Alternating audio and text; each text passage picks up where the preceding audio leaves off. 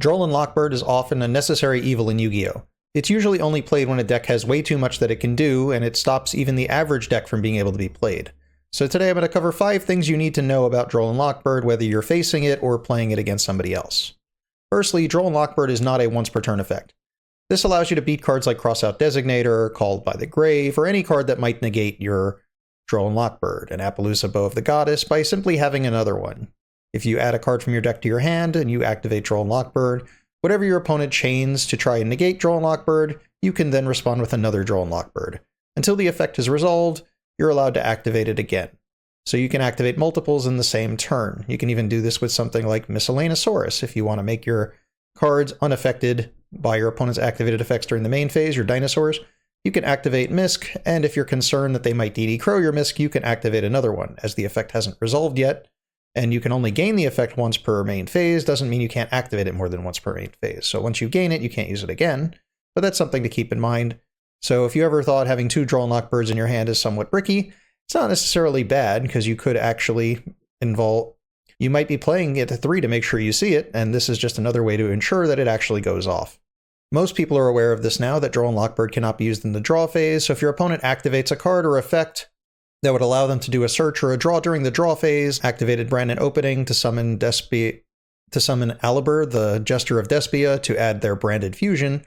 You can also, if you're playing Runic, you can activate a Runic spell during the draw phase to resolve the draw 3 during your opponent's draw phase so that they can't stop you with Droll. They might have to only use an Ash on it.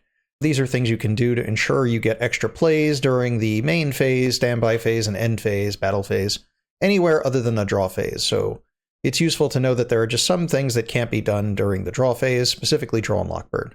One of the other things you can do is if in the main phase you have a quick effect that allows you to add a card from your deck to your hand, you can get in an extra search under Droll and Lock Bird. So if you were to start off your turn by normal summoning Snake Eye Ash, and your opponent activates Droll, you can always chain something like Wanted Seeker of Sinful Spoils to get your Black Witch out of your deck. So if you have a quick effect that can search or draw, you can use that in response to Droll to get at least one more search out of the way. There are also some similar but odd scenarios you can do that allow you to get extra searches as well. I mentioned dinosaurs a lot because I have a couple of them in mind for this type of thing. If you normal summon your Soul Eating Oviraptor, you can just Foolish your Miscellaneousaurus instead of adding it to your hand if you really suspect your opponent's on Droll. There's always a chance you need to resolve another effect more, like a Fossil Dig. This way your Misc doesn't get added to your hand, it's one less search, and it's still in the graveyard to use its second effect. Whereas if you added the Misc, you might not be able to add your Baby Cerosaurus, or you might not be able to resolve your Animadorn and Archosaur to add your Double Evolution Pill, which you might need more. Of course, this means that you're now open to getting nibbed because your cards aren't unaffected by card effects, but there are always different things you'll need to consider when playing Yu-Gi-Oh! There are some cards in the game that require cards to be drawn in order to resolve their effect or even to activate their effect. For instance, there's Dark Bribe. It negates the activation of a spell or trap card and then allows your opponent to draw a card. So if you're under Droll and Lock Bird, your opponent can't draw cards, so it's not legal to activate Dark Bribe. The same thing happens if they use Pot of Prosperity earlier in the turn. As long as Pot of Prosperity has been activated, your opponent cannot draw cards. And if they can't draw cards, you can't Dark Bribe them. So the same thing applies here with Droll and Lock Bird. Now, even though Droll and Lock Bird is active, there are a couple of cards you're allowed to activate under Droll and Lock Bird. There's a couple of scenarios. One, Sanguine can always be activated because the adding is mandatory. If it can activate, but it can't resolve. So if you have a Sanguine and it's sent to the graveyard, you must declare that you're activating it, which means your opponent can waste their Ash Blossom on it, because it's still legal to respond to a Sanguine under Droll because it was legally allowed to be activated. Now, most cards that add won't be allowed to be activated, but there are some that are required. So that's something I really want to make sure you're aware of, that if there's a mandatory effect, it must be activated, even if it can't resolve. There are some cards that add during the end phase. Something like Magnamut would be something that would fit this qualification. Now, Magnamut's actually not the best example because it can also add from graveyard, so it would make sense that you can activate Magnamut under Droll. But if there was another card that can add from deck, it's still legal to activate. So cards that resolve at the end of the turn are legal to be activated under Droll and Lock Bird. So for instance, if your Droll is already resolved, it's still legal to activate Book of Eclipse because the draw's in the end phase, so it's not guaranteed that there will be a draw, so it's legal to activate. You're also allowed to activate Maxi under Droll and Lock Bird. You wouldn't want to do that because if your opponent did special summon, you can't add the card. So you can activate it, but it's legal to activate because the draw is not on the resolution of this effect. It's something that happens later. So effects that happen later can be attempted under Droll, they just don't really work. There are a couple of effects that work under Droll, even though it might not seem like they'd be allowed to be activated.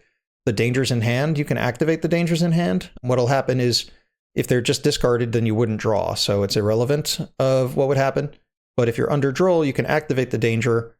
If they don't get discarded, they'll get summoned, but you won't draw. And that's because when you activate the effect of a danger, there's two possible outcomes, one of which does not involve drawing a card. It's just discarding the danger, so it's legal to activate. Similarly, you can use Minerva, the Lightsworn Z monster, under Droll because it mills 3 Lightsworns, and then it may or may not hit any. And if it doesn't hit anything, you wouldn't draw any cards. So it's legal to activate because there's still a chance that you're not drawing. If you were to draw, you just won't draw. There's an old ruling that you should be aware of with Droll involving one of the coolest things you can do with Droll and Lock Bird is preventing it from being activated at all. It's a trick that you can do by having effects that your opponent can't respond to. So if you were to activate Pot of Greed and draw 2 cards, because you're turn player, you have priority to activate the first fast effect. So you can start off by activating Super Poly. Droll has to be used in the chain immediately following when a card was added to the hand. It doesn't have to be like Chain Link 1, it's not like it can miss timing, it just has to be used in that chain. So if you were to start off by using your priority to activate a card your opponent can't respond to, like Super Polymerization, then when the chain resolves, the timing for Droll is no longer important. It needed to be used in that chain, but now a card was not added to hand, so it's now illegal to activate. You can do the same thing with something like Boral Sword Dragon. It's been done using Sky Striker multi-roll, where you make it so your opponent can't respond to your effects, so after you resolve engage, you can just activate a Widow Anchor in the next chain so they can't activate Droll. So these are some of the cooler things you can do that stop Droll and Lock Bird. If you have your own tips about using Droll and Lock Bird or beating Droll and Lock Bird, please leave them in the comments down below.